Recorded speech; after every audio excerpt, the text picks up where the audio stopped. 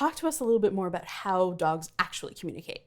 Absolutely. So yes, most of our communication with other humans, I would say 98% is the spoken word.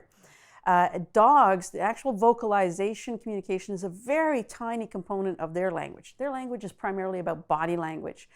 They are very, very tuned into each other's body language, and they're intimately tied into ours. They notice the subtlest of nuances in our behavior, which actually helps guide their behavior as well. It's one of their strengths, and it's one of the reasons we believe they were the first domesticated animal. They were so tuned in to body language and able to read ours.